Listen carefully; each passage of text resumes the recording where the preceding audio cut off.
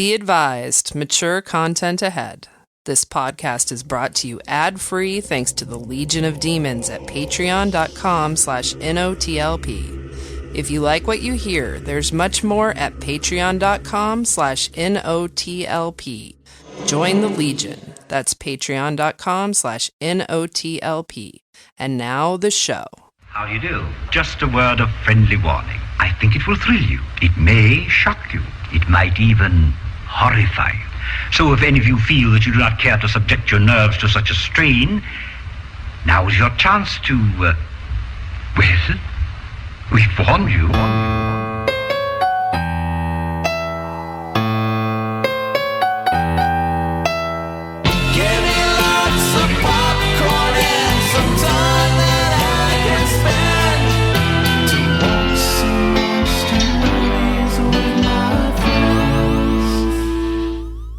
Welcome to Night of the Living Podcast. We're continuing our weird science theme. We'll be talking about Gore Verbinski's A Cure for Wellness later in the show, but first Kelley will review Confessional for Straight-to-Video Russian Roulette.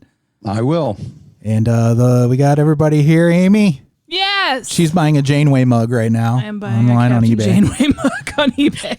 I'm gonna outbid you so hard. There's bitch. Andy. He's gonna troll Amy on eBay. I'm Freddy. And Kelley. We already addressed. Kelley's a cure. Yeah, I usually don't use eBay. No? I'm not saying I never do. I very rarely do. Speaking of, I have something I've been meaning to give to you or Colin. I have a nice power conditioner I don't use anymore. Oh, this is good. Oh yes, he would. He's got a mixer that he could use that for. That'd be awesome. Thank you. We'll try to drop it on your porch sometime soon. Thanks very much. In fact, speaking of, they just got their first track. They recorded one of their songs. They did the recording, but and then they sent it off to someone John Curley is actually mixing their songs for them. Oh, that's great.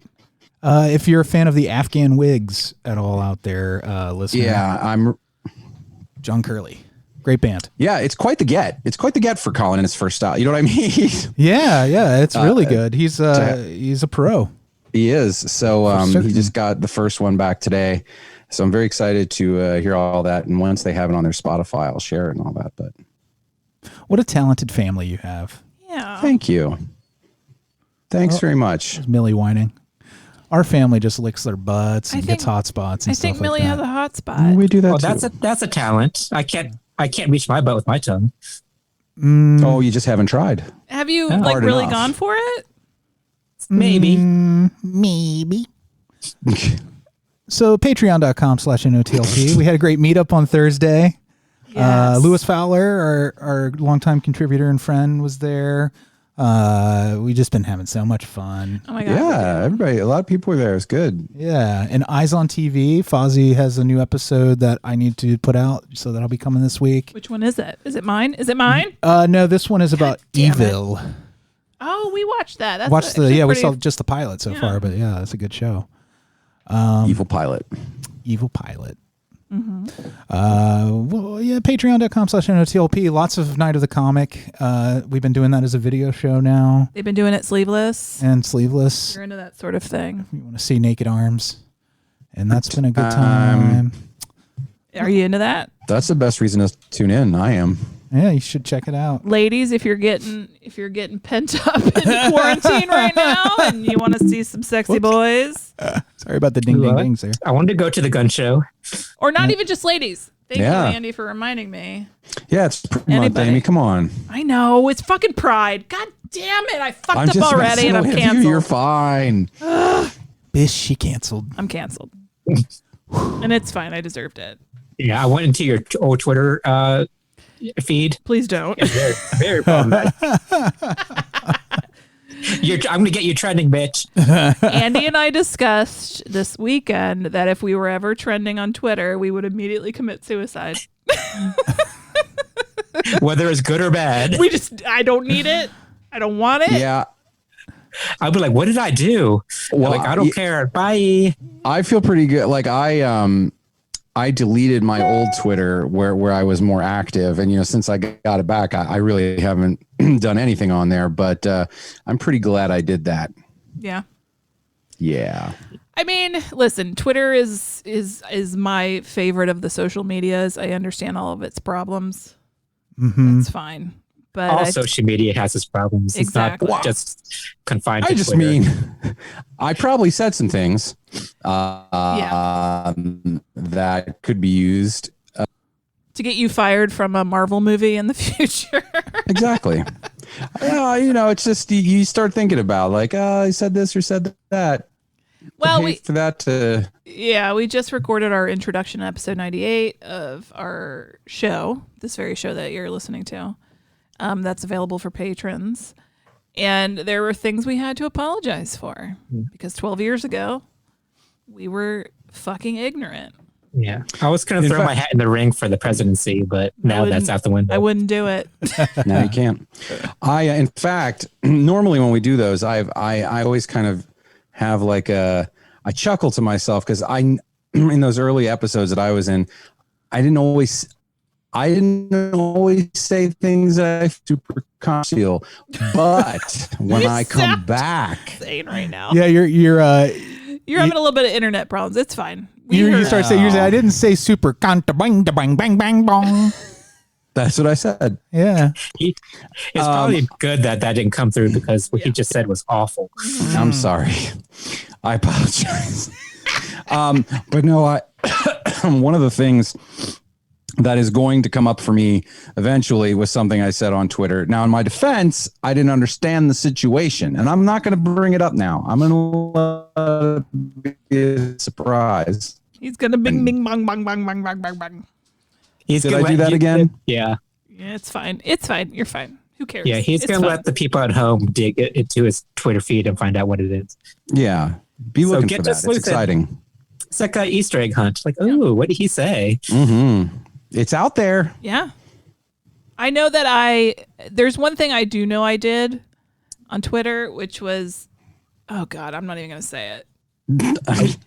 Are you a turf? Well, first of all, it has to do with American Idol, why was I so into American Idol back then, right? Oh, we all were. Because there was nothing else to do back then, Amy. Thank you. Everybody watched it. And I remember there was a blind contestant. And I was like, can this dude please wear sunglasses? Because I don't know how to follow his eyeballs. And I know I said it and people called me out at the time and I got really defensive. And I understand that like, whatever. Don't wear sunglasses. Wear sunglasses. Who cares? You're blind. I'm not blind. Everything's fine. So, there's one thing I can get fired. Well, Amy, I remember that contestant and I remember his audition. Mm-hmm. And Ryan Seacrest tried to give him a high five. Oh, yeah. I remember that. Oh, my God. So at least you're not Ryan Seacrest? At least you're not Ryan Seacrest. At least you're not Ryan Seacrest. That's the most we can hope for. Seacrest out. Oh. Remember that? I do. Yeah, we all remember. I used to love American Idol. We all remember. I have no interest. I used to vote on it, too. Oh, yeah, me too. That's how much I was into it. We would call. You had to call. It was a different era. Yeah. When you think about it. Do you guys like listening to your grandma and grandpa NOTLP? We used to spend a nickel to see a movie. The telephone number. They were so old. It was a different time. I'll probably have to apologize for this in a few years for being ageist. For being ageist. Mm-hmm. Yeah, make it an age voice. Well, Annie and I were having a great time discussing adult diapers before we started recording. Well, that's not ageist. Anybody can wear those. Yeah. Well, I'm wearing them now. Yeah. Mm-hmm. I was saying that, we're all going to be there one day. Amy wanted to do the adult diaper challenge. Yeah. Where she puts on a diaper and tries to defecate or pee in it and see how it goes. That's just the 30-day diaper challenge. The 3-day diaper challenge. Yeah. That's going to be on our Patreon for extra content. And then you dump the whatever's in the diaper on someone's head for the charity. Yeah. This is for ALS. And then she's like and subscribe. Smash that like button because I can't right now. My hands are brown. We've been rejected by a lot of charities who we've tried to partner. We've tried to help out with this, but no one seems to want to be associated with it. Yeah, we raised all of $20 and nobody wants our money. Yeah, nobody wants it. All of 20. And that 20 was I don't want the your four poo of us. money. Speaking of donating. It's dirty money. There's lots of options out there in the world right now. What I have been doing for my donating right now is Act Blue, because then you can split your donation between different anti-racist charities, which made me feel like I was doing something. It is doing something. Yeah. You know what? I mean, that's all I can. That's all I can offer right now is money. I just want to say I'm just so proud of everybody out there that's donating, that's marching, that's posting things. Even like it does matter. Even though like people think like social media doesn't mean anything, it does mean anything sometimes. It normalizes the behaviors and the thoughts and the feelings. Yeah. So, and like I see a lot of my friends like calling people out in their comments and stuff like that. And they're going to marches and they're doing things. And I'm just so proud of everybody.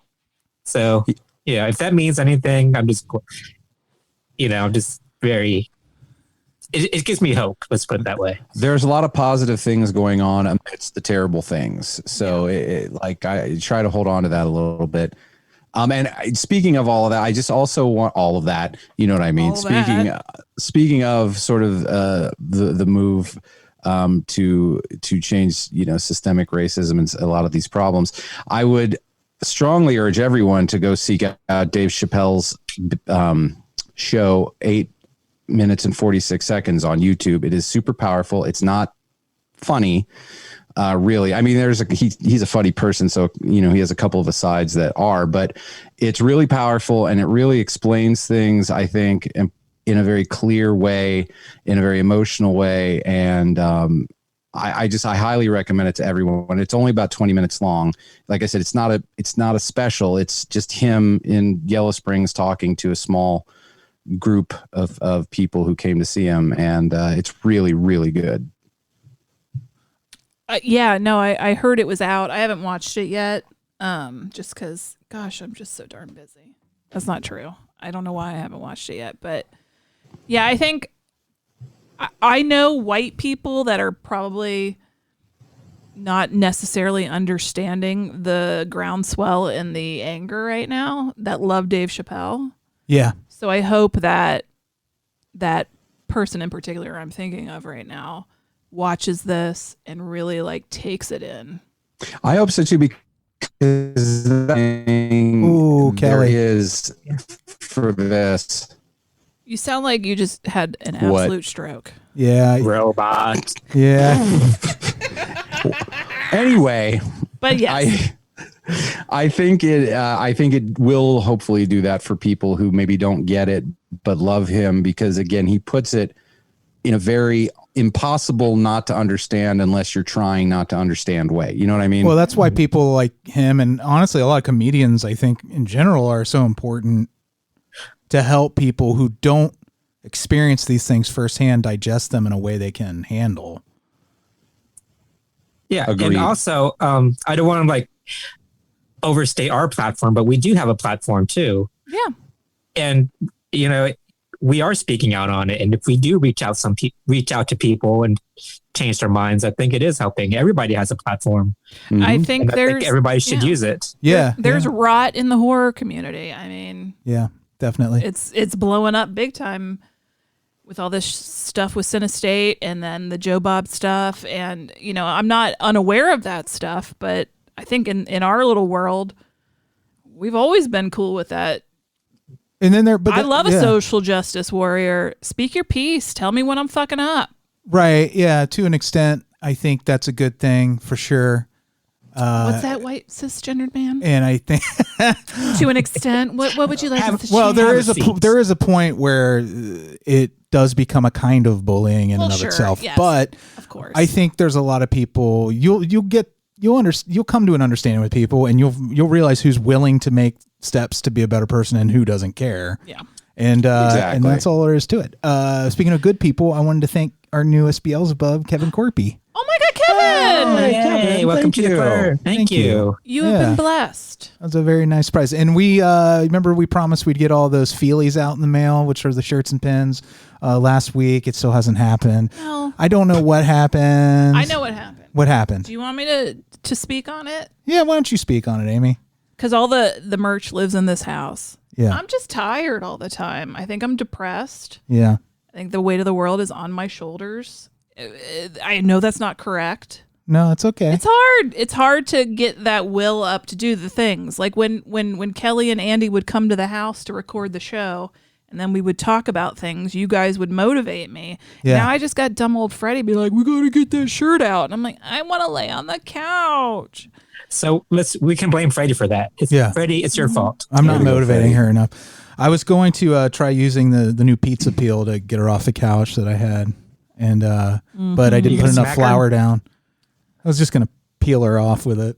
No, he's going to smack me. But she was stuck too much, and I had to start over with a whole new ball of dough. I got a therapy appointment next week. It's going to be fine. So you talk to your therapist about the shirts and pins. Okay, yeah, And I be totally like, hey, will. I forgot these things I was supposed to mail out 3 weeks ago, and I promised my Well, there's still a husband pandemic that I raging would. out there, and I would hope our listeners would understand. They do. They're very cool. They're good people. The virus didn't go away, guys. They are good people. Unlike somebody. Listen, I've seen the communities for a few other podcasts, and I have to say, I mean, I've been deeply entrenched in a couple of those communities. We have the absolute best community, and we have the best listeners, and like they are made up of the most like normal. When I say normal, I don't mean like you're boring. I mean like the most kind, understanding people. Yes. Who are not absolute psychopaths compared to other fandoms and listenerships. So I'm very appreciative of our listeners and our community, because you guys are awesome. Yes. They really are. There's Very some true. nutballs out there. Well, like I said, our last meetup on Thursday, like we've been doing this weekly during the kind of lockdown, quarantine, stay in your house kind of time. And after, I get tired and I don't want to do it, but I know we have to, because at the end of that session, I'm so grateful for the time Right. that we spend with each other. Turns your frown upside down. It does. As a great man once said. I don't know if a great man said that. For all I know, that's a quote from Hitler. God, I hope That was one of his favorite phrases. He was like, turn your frown upside down, silly panzer. Silly panzer. Yeah. Is that from the Hitler quote of the day calendar? Yeah, inspirational Hitler quotes. It's got a little quote. I'm glad you're enjoying it. I couldn't think of what else to get you for Christmas. Speaking of Nazis, if you guys get a chance, watch Das Boot on Hulu. It's fantastic. Not the movie, the TV show. The TV series. The movie is also fantastic, but the TV series, Lizzie Kaplan, just an awesome cast all around, German, French actors, American actors, and it's just a really cool espionage and war story, and it deals with all kinds of interesting topics. But it's also super exciting and tense. It's so tense. Those are all the things you want. Yeah. I'm a teepee. I'm a wigwam. Yep. Should we move on then? You're too tense. Oh yeah, real quick. I want to wish our president a happy belated birthday. And to get the fuck out of here with that shit. I hope it's your last. Oh, yeah, baby. You see the way he lifts a water glass and shuffles? And his ass. No, I've seen like a meme going around where they think it's indicative of degenerative brain disease. Yeah. But So That's he- just that. I mean, that's as much just- as I hate him, that sentence was very sad. that's a cop out for the way he's been his entire motherfucking life. Yeah, he didn't have that when the 80s where he was, not renting out to black people. When he raped Ivana. Yeah. You mean when he was a cartoon person for his whole life and no one could seem to see that? Yeah. Remember when he was on Cheers Fuck Trump. Yeah, fuck him. Fuck him. and Kirstie Alley was like slobbering over him? I'll start believing in God and hell only so he goes there. I wonder if that's how that works. Well, I'm going to work on it. She needs a sign, ain't Freddie? He is absolutely the she- worst. She needs proof. Yeah. I want him struck by lightning. I almost hate talking about him, to be I honest. know, I know. Just because I don't like thinking about Like him. the boogeyman. I feel the same way. I really don't watch videos of him anymore, or Yeah. I can't. It makes my body ache. It makes my stomach churn. I have like a spot down here. I think he's giving me cancer. I'm not 100% sure. No. It's the windmills. Or the lifestyle that I have. It could It's be the any of 5G those towers. things. Yeah. Yeah, it's the 5G. Oh God. Let's stop. Take some hydroxychloroquine and you'll be fine. Yeah. Fine. Let's talk about horror movies, okay? All right. Yeah. Bologna sandwiches, okay? Drink bleach, bitch. Hello, boys and girls. It's time for Straight-to-Video Russian Roulette.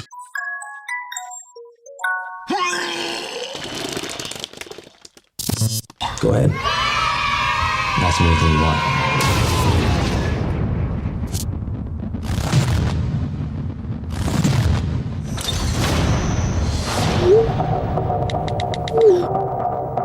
Why are you here? I got a text. Me too. Is this recording? What do we have here? Is there something you want to confess? It has been several lifetimes of debauchery since my last confession. I barely even knew Amelia. I don't know what else I can tell you. I shouldn't be here. Is there something you want to confess? Is there something you want to confess? Is there something you want to confess? I mean, this is all confidential, right? I still don't know what happened that night. You just seemed scared. You have secrets. It's like you wanted to hurt me. How many of us went to her with our most shameful secrets? But sometimes secrets aren't meant to be kept. You think I killed her in a jealous rage or something? We were his friends. We were supposed to be the people he could trust. Is there something you want to confess? Is there something you want to confess? Okay, shut up, stop, okay. Come back. I'll tell you anything. I'll confess. Is there something you want to confess? Is there something you want to confess? I have Floaters. something I'd like to confess. Grab a life jacket. That's what that reminded me of. Yeah. It reminded you of what? Grab. Oh, the Big Brother confessional. Oh, yeah. Floater grab your life jackets. Yeah. This movie was dumb. Yeah. Then dumb. And then just to really drive it home, dumb one more time. Oh. Now, That's a lot what's of dumb. frustrating about this, it is a lot of dumb. Young, dumb, and full of dumb. It was dumb and dumber and dumberer. Whatever. Did it star Jeffrey Dahmer?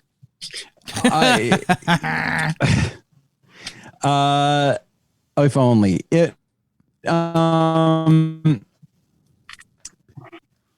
This movie is called Set Up. This is so stupid. I'm gonna spoil it. It is absolutely not a recommend, but I'm not even gonna synopsize the whole thing because it's just so stupid and pointless. But you start off with this film student making confessions on her. She's doing some kind of video project, and apparently she gets all these people in to confess something horrible or unbelievably like deep and dark to her. And for some reason, all these people do. And now she has all this video of them doing that. And then somehow something happens to her and they all get summoned to this room in the psych building, which is what you were seeing in the trailer, that booth. And no one knows who called them, but it's about this person, the film student. And they all were people who were involved with her project. And now these texts and things telling them they have to confess. They don't even know what they're fucking supposed to confess. It's a stupid gimmick. They keep 99% of the movie in this booth. And I guarantee that it's like they're trying to capitalize right now on this sort of name for it now. And I can't think of what it is, but are sort of from the POV of like social media or a video. You know what I mean? Yeah. It's very Black Mirror. Yeah, but it's not. It wants to be, maybe. That style is almost like a what do they call it? Like Dracula? How that's written in a epistolary. Epistolary. Thank you. It's like that, but not. And it is, but it's just this. They keep everything there. And here's the thing: they do a few flashbacks, but it's like they want to keep this gimmick. They want to stay really true to their gimmick of this is all happening and being taped and you're watching what's going on in this booth. Right. But then like 2 or 3 times or, a few times there are these very small flashbacks. Are you hearing me? Okay. For a second, you being bonged. You being bonged. Well, I'm sorry. Anyway, so the gimmick, they really try to keep this gimmick except for these few short times where they show like flashbacks. If you're going to use flashbacks at all, you should use them a lot more to show what was happening. Instead, you're reading texts. You're watching these people in this booth tell the story, and it's just really not interesting. And that's just like the bottom level of why this movie sucks. There is this incredibly like plot about the mystery of who is making this happen and why. And I'm not trying to insult people. When I say I hated their faces, I don't mean I hated their faces, like the actors' faces. I hated the faces they made while acting. I get you. They all were, not all of them, but there were, I think, 2 or 3 people who were like, fine. But the majority of people who you spend the most time with were just like over-facing. They were just making... Too much face? Too much face. Kind of like Gatlinburg sideshow performers, like the kind that you're on the billboards as you go down. We always say they're pulling a lot of faces. Yeah. Like hee-haw? Like carnival barkers or hee-haw, yes. Yeah. And that was really bad. The guy who you saw at the beginning of the trailer, well, listeners didn't see it unless they go watch it, but that guy is awful and a horrible actor, and his performance is horrible. He's probably an okay person in real life. We don't know. Nobody really knows. I can't even his face. Oh. I can't even comment on his face or acting in other movies. But in this movie, he was truly awful, and not because his character, but also the acting was awful. So there's this whole thing. They've got all these people. They're trying to fucking figure out why she's dead, whatever.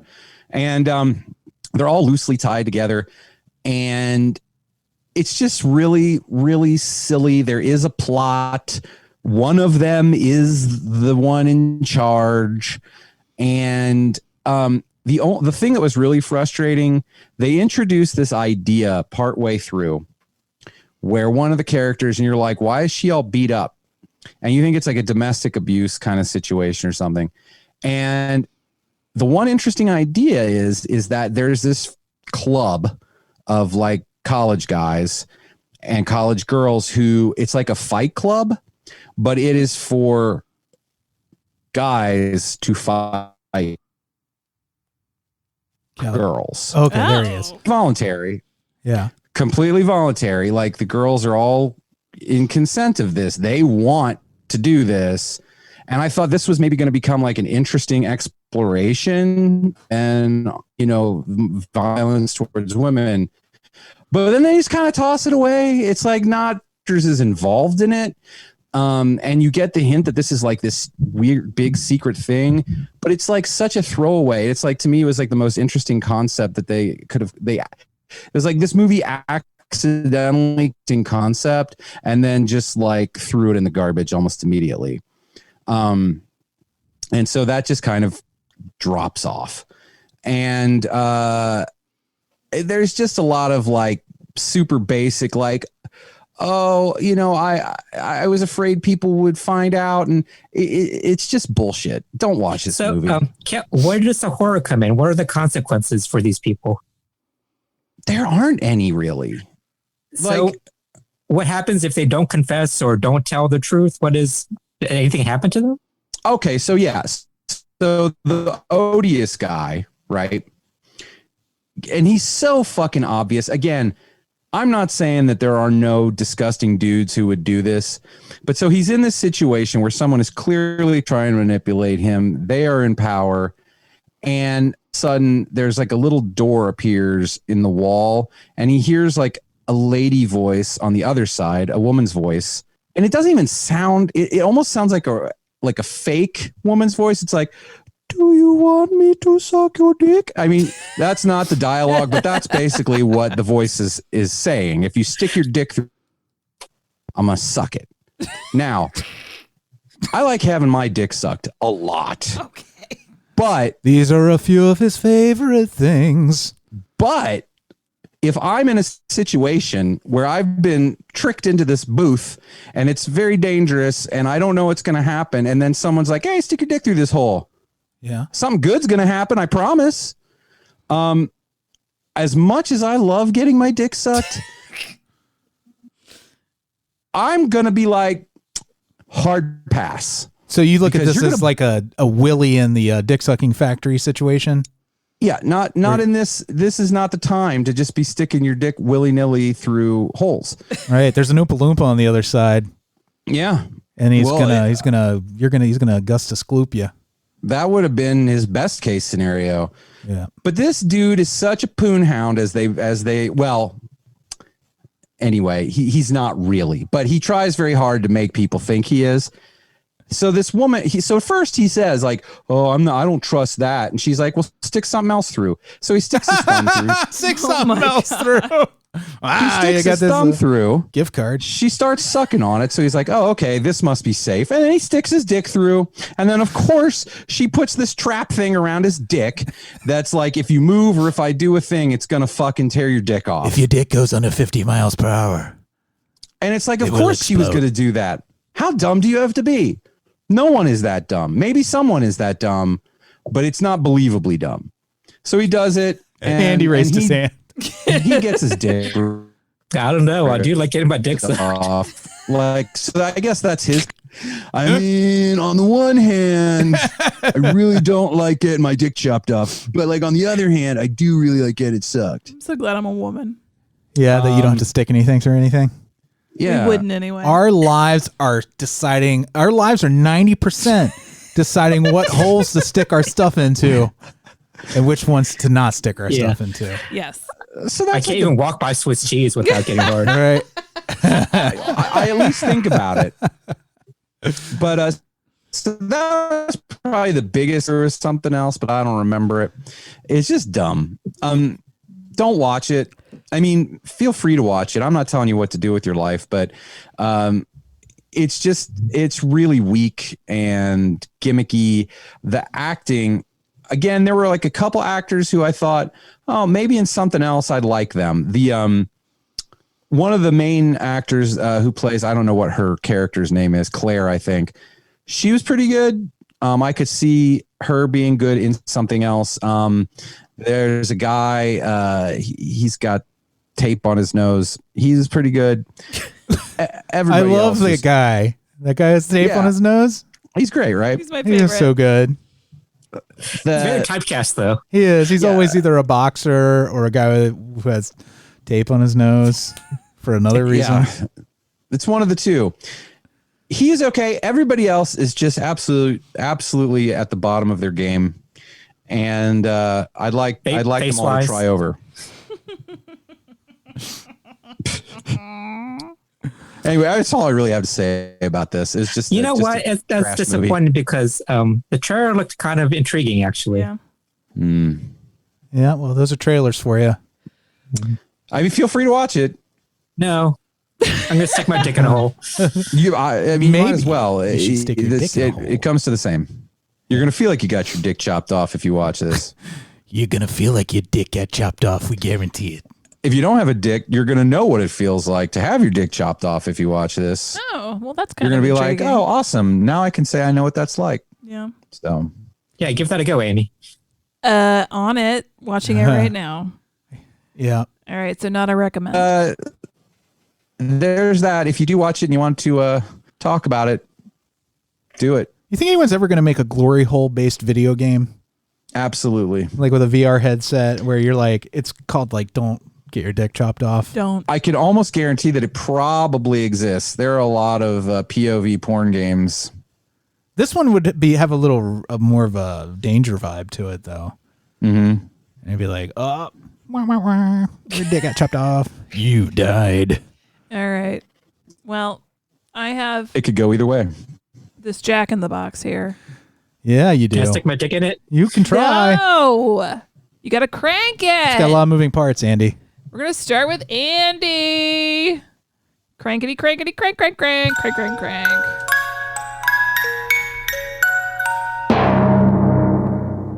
You're safe. Yay, my dick is safe. My turn.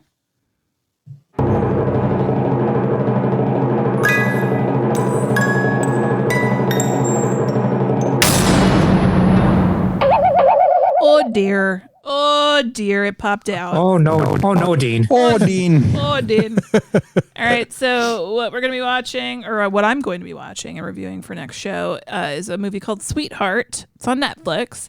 It was recommended to me by our friends Fozzie Bear and Big Tall Charlie. Oh, you got a double recommend. I got a double.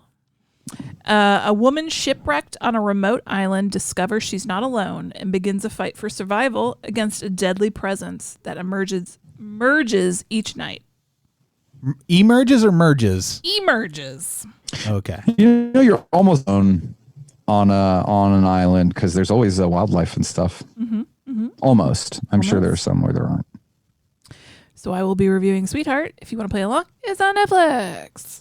All right. I just love when they say that she's not alone. There's probably like a mosquito or three. I mean, at least. You are not alone. Plus, there's those footprints in the sand. Always. Yeah, that's always Jesus. Yeah. Yeah. Jesus. But what a nice title though, isn't it? Yeah. Sweetheart. Yeah. And then there was one additional just pair of footprints, but they're really far apart. And Jesus said that's when we were in a 3-legged sack race. And then there's those really big ones, and they're like, "Is that Sasquatch?" And you're like, "I don't know." That's when Sasquatch was carrying Jesus and you. There was just like a totem pole type of situation going on. All right. Enough of that. The main attraction, satisfaction, guaranteed to rock the chains that bind you.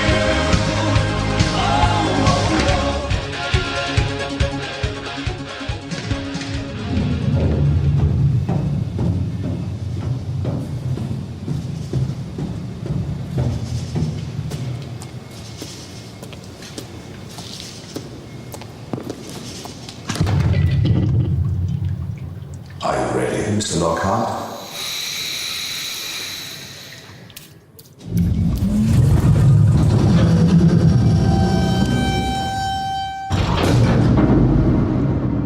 Then let us begin.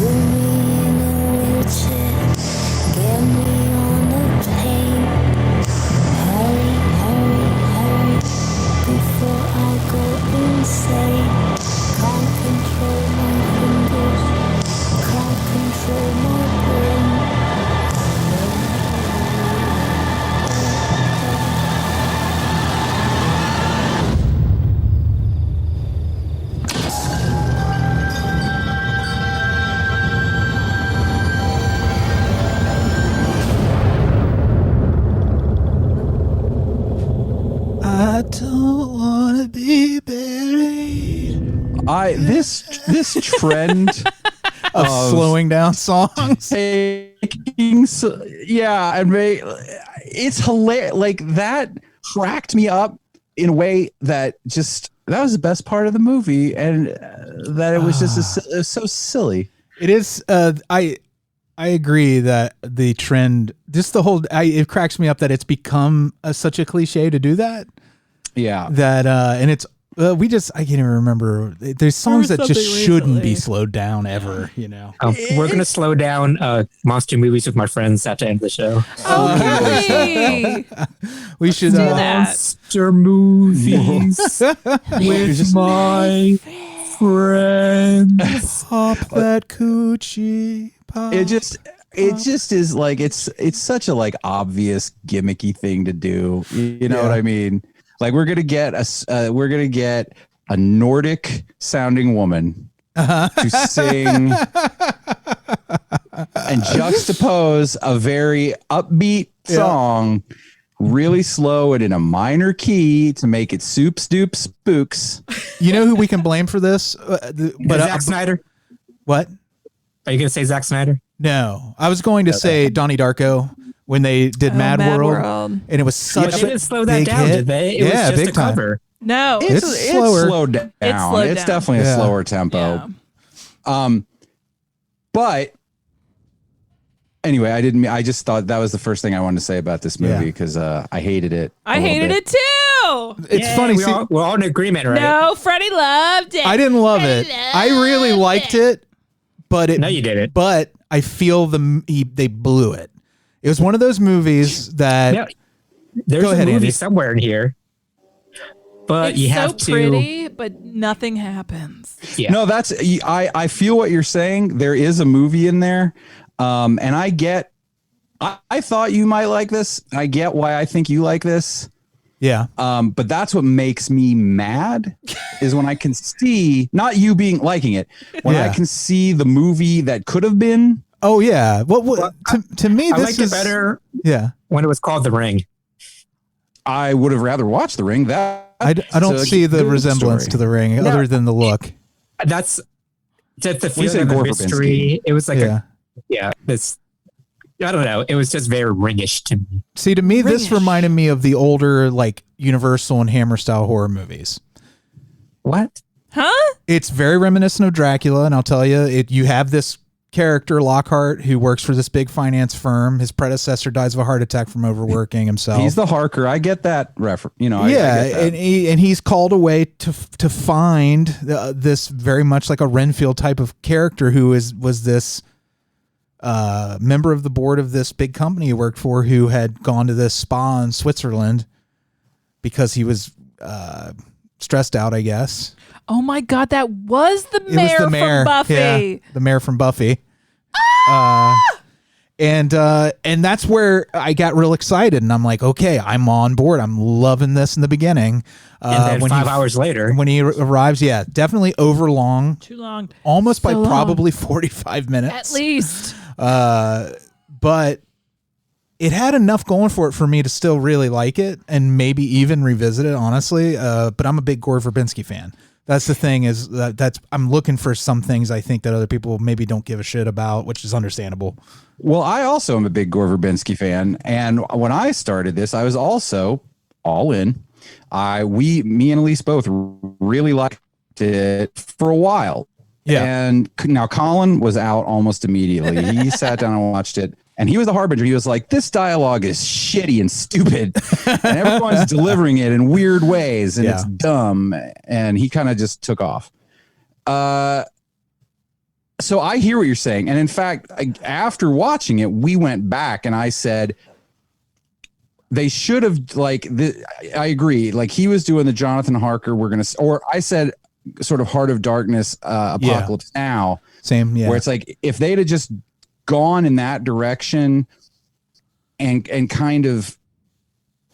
They just everything happened and nothing happened, and right. I feel like sort of the whole.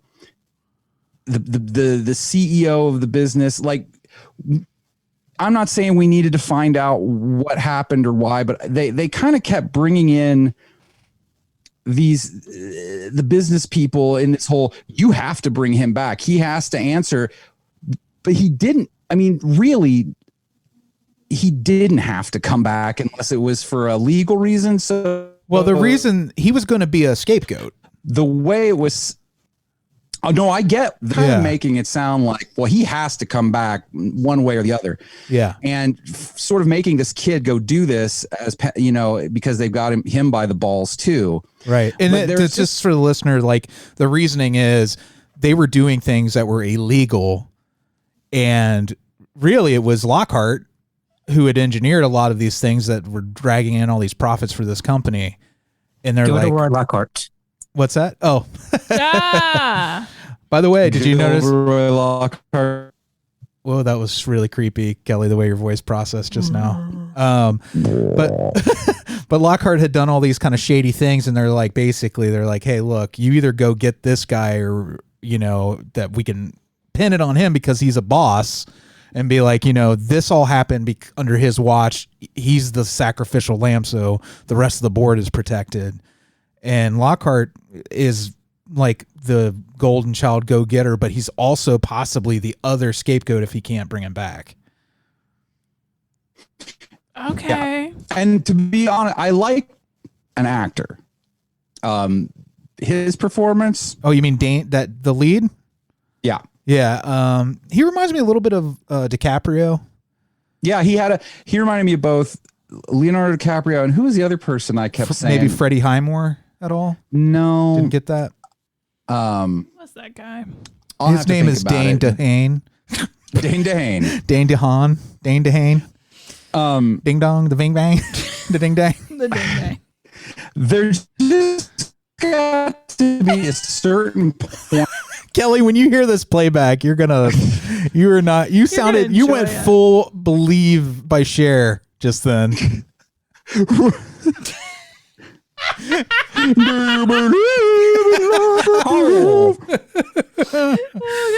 Oh Lord. Kelley tossed his hair too. He was like, oh. Let me say again, I was with this movie for a while, and then I realized that they had a bunch of ideas. Yes. And they're trying to tie them all together. And they weren't really. They weren't doing a very good job of tying them together. That's the problem. No, they did a bad job. And then I think, and I'll get to this, I think that their central mystery, and we'll synopsize this, listener, don't worry, but just to the crew who's watched it, the central mystery of the Baron and his wife / daughter, that's a spooky story. And I think you can make a movie around that. But what they were trying to do, I don't think that was enough of a base, right, to create this whole thing about like this plot with rich people. And I'm just going to give my 30-second synopsis of what I saw. Sure. Guy gets sent to Spa in Switzerland to bring boss back, who's there, who just keeps saying he's weird, and he gets there. Everyone's acting strangely. He gets in an accident, gets brought back. He gets to be a patient while he waits for his boss supposedly to get well enough to leave. Eels, water, ghost eels, weird girl, more eels, and then torture that's not unsettling at all. Incest. The end. Yep, that's a valid synopsis. And see, I feel like part of the problem was, like, again, this goes back to what you were saying about it, Kelley. In the beginning, you think maybe this is a ghost story because they're talking about this estate having been burned to the ground, a couple hundred years prior or something like that. And and when he first sees Hannah, played by Mia Goth, right? He sees her standing, no eyebrows, right? Yeah, standing on one of the parapets. Is that what those are called? Sure. And she's ghostly. For all you know, that's a ghost, right? The kind of mysterious way they introduced that character. I was still on board at this point. Is that his POV of her, or was that just a creepy shot? What do you? It was seeing her up there. It was supposed to be from the car, as far as I could tell. But it was just so the way it was shot. Everything was shot in a weird way, from like the angle of it and the look of it. So I didn't know if it was like a vision or what he was seeing. No, he was really seeing her. It wasn't like an hallucination because the driver says to him, "Pretty girl." So they just established. I think they even put that line in there because they thought the audience would have that impression, like you did. Yeah, but that was the problem of it. Like, he didn't know when to hold back at all. Do you mean the director, Verbinski? Yeah. Okay. Yeah. There was no time for the movie to breathe at all, even though it was 2.5 hours long. Even though it just breathed and breathed. It felt like 2 or 3 movies stitched together, honestly. It did. Yeah. It just felt very amateurish for such a seasoned director to me. The directing for me was okay. It was the writing that really bugged me because again, I feel like there were so many things where they were just like, oh, it'd be so creepy to have like the patients too, and they dance around and they're gonna have a ball and they all wear white and they're like, yeah. Well, that was the problem too. It was all style. Cool, so make sure we do that. Yeah. If everybody's creepy, then nobody's creepy. You know what I mean? Yeah. Because it's so forced. The creepy, like even the people in the boardroom at the company he was working at, even they spoke in this weird, like creepy, talked in riddles. Everybody talked in riddles in this movie. It was sort of cartoony. You mean like Big Black Dick? Is that a riddle? What was the meaning of that riddle? That was quite a line. The people in the boardroom, I kind of get they were trying to do like a cartoony, like they're villains, and I got that, but it still didn't work for me. But whatever. But you need a character that's somewhat grounded to relate to. Yeah. But if everybody's creepy, then there's nobody to really drive your story. Yeah, and I feel like he was taking a page from the director of RoboCop, Total Recall. Verhoeven. Paul Verhoeven. Like in that boardroom scene, it was very like OCP to me. Like it reminded me of those same moments where they're very much like generic, almost 1980s style business people. Sorry about that ding. So I liked all those moments. They all worked for me. And I think like they worked for me the way maybe he wanted them to, but it started to fall apart in the middle because again, he had this very big Hammer horror style villain character, but you didn't know that's what he was until the third act. It was almost a reveal that he was the Vollmer character played by Lucius Malfoy from Harry Potter. Yeah. Well, what's funny is I knew pretty early on that he was the Baron. Right. And that was another thing. I felt like they were trying to like build a mystery of that, but that they also gave it away way too soon because they just kept talking about the story of the Baron and giving you like these bits that obviously correspond to that guy and that girl. So like very early on, I was like, either I was disappointed. That wasn't a red. I thought that was going to be a red herring. I did too. And that because for me would have worked. Weirdly blatant. Right. Wouldn't that have worked better than them really being those characters for that to have been a red herring and it really to be more about this experimentation they were doing and not so much about him wanting to procreate and continue his line with his own daughter. You know, that was just, it was like putting like ganache on top of it. Like it was just too much on top of everything else. You nailed it. And that's what I was saying about the story of the Baron not being big enough to end up supporting what they wanted it to be. Right. And so either that should have been, like you said, sort of a weird ghost story, because then you get into the meat of the movie and you get all these weird, like steampunky, old-timey medical devices.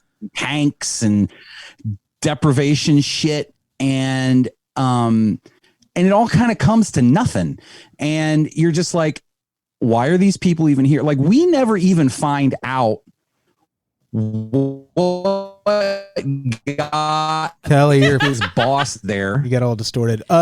Yes. You mean what their motivation for actually going to visit this place was? Or you never really find out. He just keeps saying, I'm very sick. Well, when did you think you were sick? How did you get in contact with this place? How did they get you there? How did you not catch on to all this other shit since your buddy is?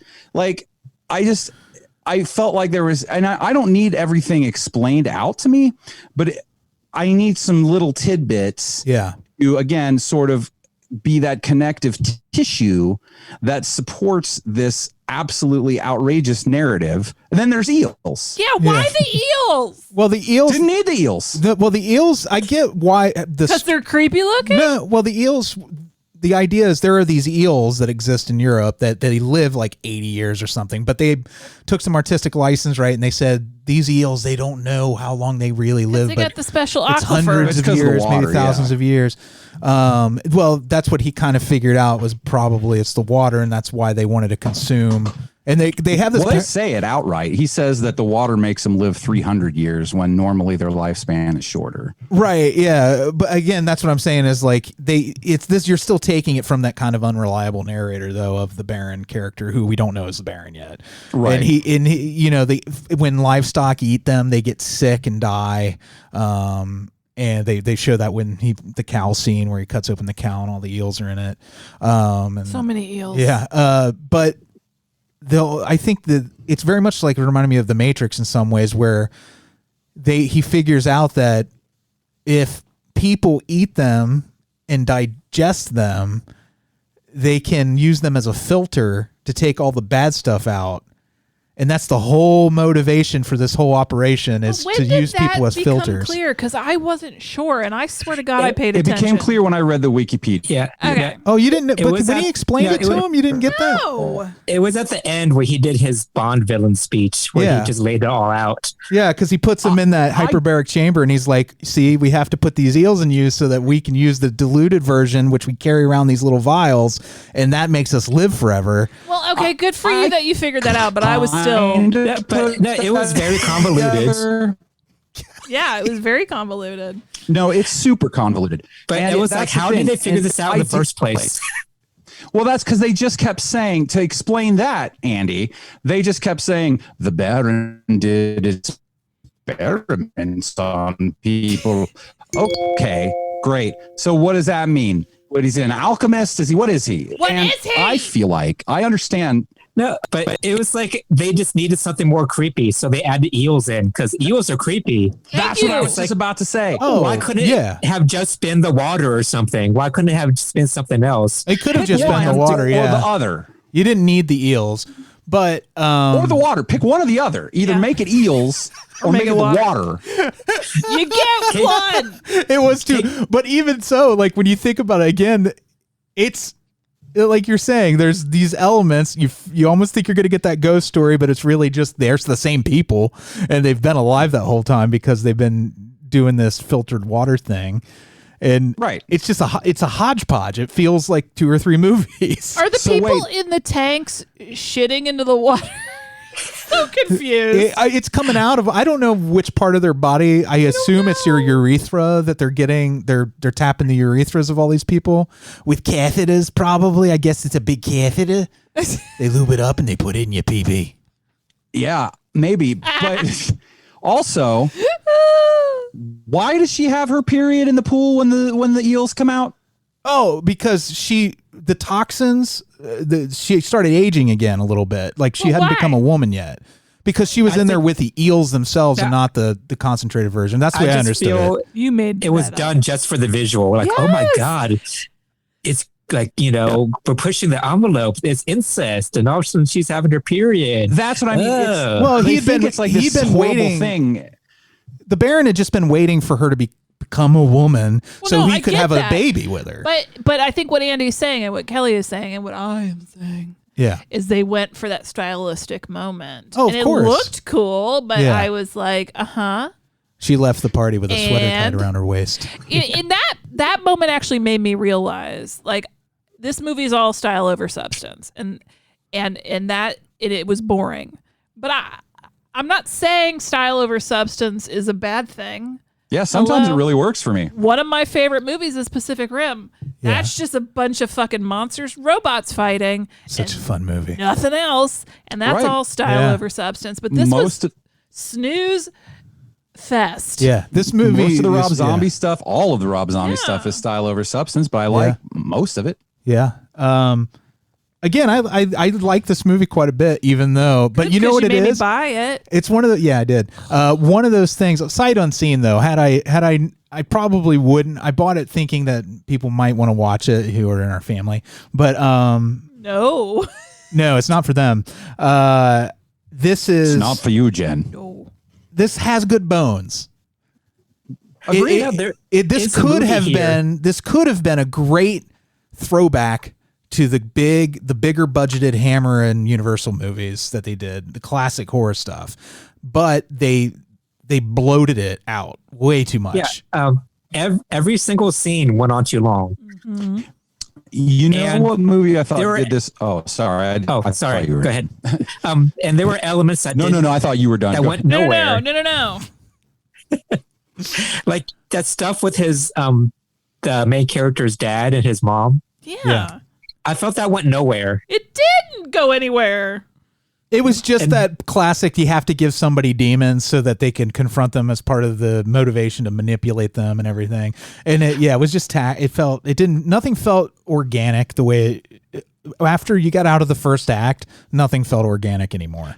No, and I felt like even him continually remembering his dad's suicide, it never felt like it reached him. Like it never felt like he was having like this moment, or it just was kind of like he remembered it, and then he was just like, Yeah. I'm not sure if we That's lost what some of happened. what you said, Kelly, or if you just.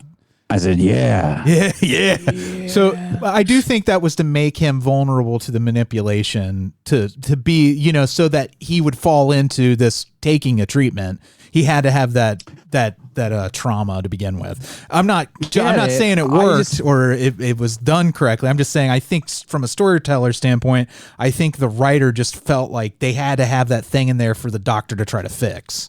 And I totally get that. Again, it just did buy it enough to me for that to be a real lever. If he had shown more emotion over it or anything, then that would have, made more sense as a lever, but it just didn't seem to impact him at all. Well, nothing did. He was a super cold character. In fact, everyone involved in that company were the coldest MFers.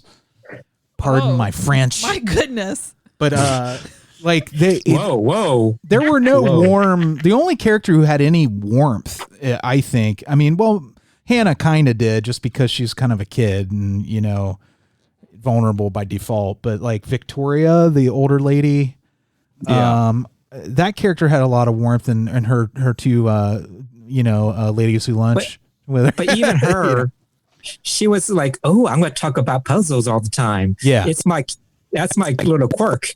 Yeah, that's what makes me weird." And like everybody was weird, so I didn't have anybody to relate to. I didn't feel she was super weird at first. I think she got worse throughout. I mean, she had a little bit of Rich people are weird. Rich people are weird. That. Yeah, they're different. They're different.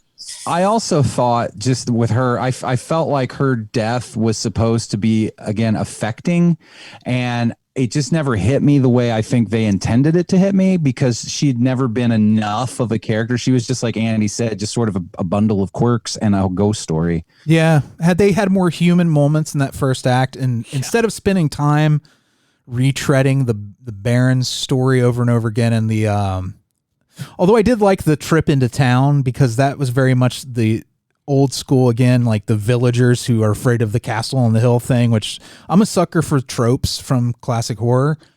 And but the problem is, those are great moments, but there could have been other moments where he began to socialize with other patients and develop some sort of real relationship with them, instead of him always being, he was isolated throughout the whole film. So he never really had any ally characters at all. No. But and even that actually, when they went, sorry, go ahead. Oh no, you're good. No, like even when they went to town, even all the villagers were acting weird. So it felt Everybody was very weird. claustrophobic. Well, I felt they were acting weird because they knew he came from the hospital. They were a bunch of like weird 80s They stereotypes. felt like 80s. Like 80s punks. It reminded me, it was very similar for me to the whole American Werewolf in London tavern scene, where, they're clearly the outsiders coming in, and these people have their own thing going on, and they don't even want you in there, and obviously an American Werewolf did it much better. But again, that's a trope that I love, but that could have been a great moment for him to have snuck out some of the other patients just as a playful thing, to go into the town earlier, maybe to get us on his side a little more, and maybe make them more sympathetic and see them having fun or something, to make it feel like there was an impact later. I mean, they try to do that with Hannah, because she kind of blossomed into a woman. She found the lipstick and started dancing, but everything just went on way too long. I didn't have to see her twirl around for 5 minutes. Yeah. Well, there's that, and yeah, that scene again. What you're saying is correct. Like I enjoy those tropes too, when they're held within a story that like, and that brings me also to the other thing, the torture moments or the moments that are supposed to be really like physically unsettling. They didn't do anything for me because I felt like there were no stakes. Like when they drill into his tooth. I feel in a better movie, I would have been like really like, that made my toes curl just because that could have been an isolated thing outside of this movie and it still would have made my toes curl because I don't like teeth normally I stuff. would say that. No, I hear you. And I mean, certainly I was just like, but I feel like in the hands in a movie where I cared for the characters in a more connected way, that would have been much more horrible. Same with now I will say the scene that unsettled me more than that, the when they put the tube down his throat and then dump the eels down in him. Yeah. To me, that was a little unsettling. But again, it should have been way more unsettling. And also because you've seen the eels 500 fucking times by now. Yeah. They were no longer scary to me. And also they never seemed to hurt anybody until the very end. Suddenly they eat people, but they were swimming around other people just fine without eating them. But at the end, fucking, we're going to eat the Baron though. Yeah. It's because the Baron was partially cooked. Yeah. This is my problem. He had crispy skin. I think with some of okay. Sorry, listeners. I made a pulling my face off gesture to the camera because the crew can see me, but you can't. And he's all burnt up under his skin. The Baron is. So it's just, what was I saying about the fucking eels? Yeah, that they didn't eat people and then they did. Well, yeah. Well, I don't know. But anyway, it's just... It's Soviet Russia. I remember. I feel like sometimes these filmmakers will make a movie and they'll try and like say, well, I was trying to make a fable or I was trying to make like a fairy tale. So like I wasn't trying, it was more of an impressionistic thing. And that's fine. Sometimes that works. I don't like it. But I like it when it's done with skill. I feel like a lot of people use it as to have more loose storytelling. So they'll do that. And then, am I sounding like a robot? Is anything I'm saying coming through? Let me tell you what's happening. We do hear you. What's amazing is somehow it has both at points slowed your voice down, and at other times I think it sped your voice up. And then it's like the data transfer. It probably is doing that. And then it also changed the pitch of your voice, like the auto tune on "Believe" by Cher. It's done so many things, and also at one point your video froze where you look like a Rick and Morty character in your mouth. You know when they draw the characters with the lips that are like hanging off their faces? You were making a face like that, and it was really funny too. A lot of funny things have happened. Hilarious. Yeah. I'm sure Kelley said a lot of great things. Oh, so insightful. I didn't hear a word of it. Yeah. No, we got most of what you said. Don't lift me. Anyway, I know, we're joking. I feel like this movie had maybe a good movie somewhere inside of it, but an eel ate it and pissed it out. That's what this movie needs to do. They need to take the movie and filter it through someone. There you go. And draw it out of their pee-pee, and then give us the movie that doesn't have the toxins in it. Mm-hmm. Yeah, really disappointed. I really wanted to like it. Yeah.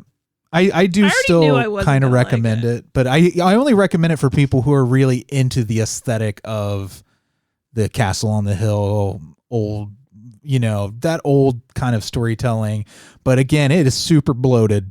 So relax and, be ready to sit down for 2.5 hours. 2.5 hours. I think a movie that did what they wanted to do with this better was Midsummer. I think Midsummer really created this mysterious place in Europe where these people are that don't know what's going on, and they build that mystery, I think, much more successfully. This movie is like if they tried to take Midsummer and stitched it together with Shutter Island and make one movie. Great. That's perfect. So like if you like Shutter Island's a much better version of the half of this movie that is that, and Midsummer is a much better version of the half of the movie that is the other thing. So there you go. So watch those two. Watch half of Shutter Island and then watch half of Midsummer. But if you've already watched those things and you're like, I've already watched Midsummer 3 times and Shutter Island 3 times. Life is short, so don't watch this. Yeah, well, or you want something that has a lot of those elements is just not as good. A Cure for Wellness. You have a lot of time on your hands. If you love the mayor from Buffy and you want to see his ass cheeks. That's true. You can get to see him nude. I got you covered. Harry Grainer's I love him. He's actually for you. Love eels. He's a fantastic actor. He's just good. He's good in everything he does. Great. I just just love him. Deeply. Anyway, boo. Yeah. Anything else? Anybody else have anything they want to say about a Cure for Wellness? Yeah. We're gonna teach a Cure for Wellness how to be fucking brief. The cure is worse than the disease. Oh yeah. I'll take my chances. Yeah.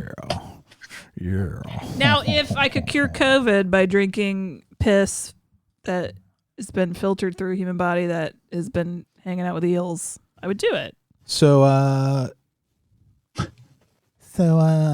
yeah. So we should have done this last week. Normally, the third movie of each theme month is picked by a listener that signed up for our mailing list. We should have done it last week. We forgot. We're going to do it now, and you're not going to have that much time to pick, so just deal with it. So if you want to join our mailing list, notlp.com, scroll down to UC Dracula on the postage stamp. You sign up there. And number 60 is our winner, and that is Iona Goodwin. Iona, great one! You will be choosing our final main attraction for our Weird Science theme. Middle of night in Australia. No, it might be in the morning. Wait, what time is it? So I'm going to email you. Yes. Right now. She gets to pick. Weird Science is the theme. And that pick Weird Science if you want to. Yeah, you could pick Weird Science. If you want an idea, just Google the Weird Science trope or Weird Science genre, and you'll find a bunch of examples. Smart. She'll figure it out. Yeah, she is. I'm sure she will. Anyway, so yeah, fun. Mm-hmm. So at the end of every show, yay!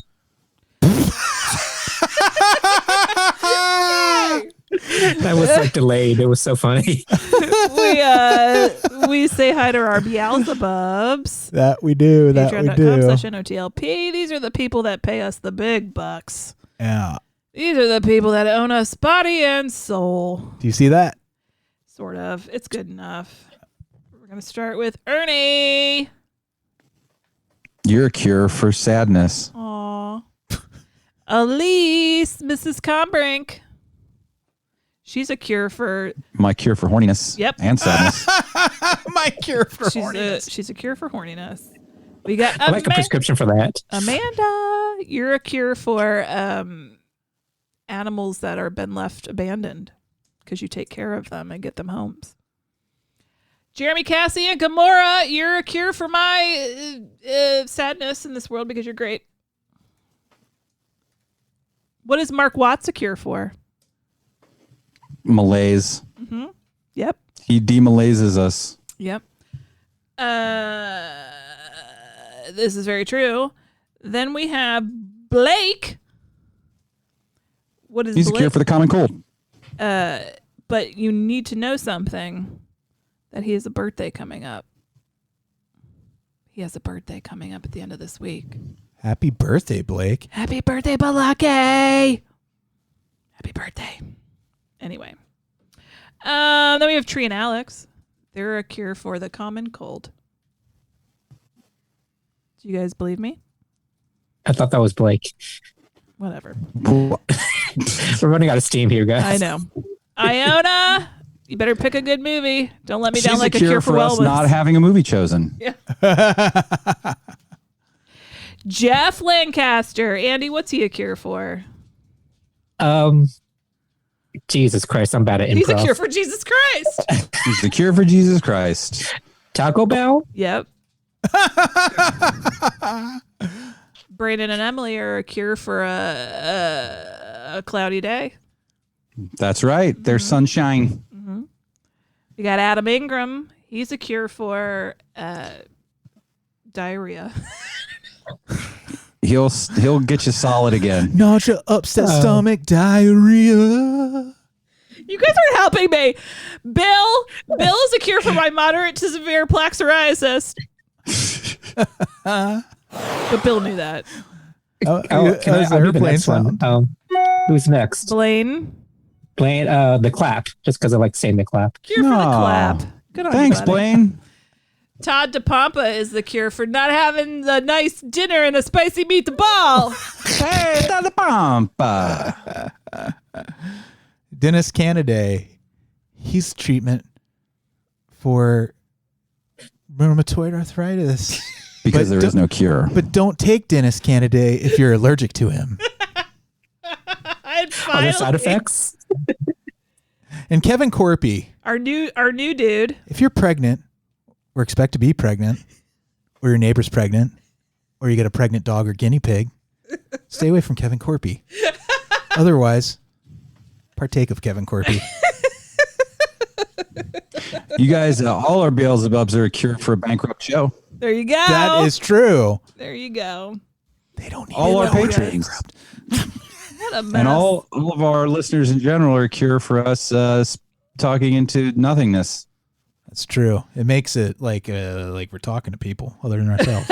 We are talking to we're people. You're talking to us. I like puzzles. Whatever.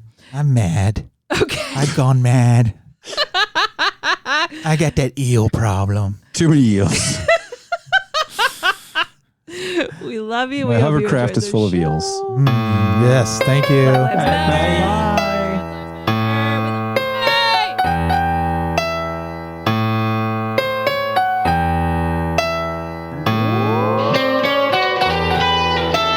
Frankenstein was wondering if he should go to bed.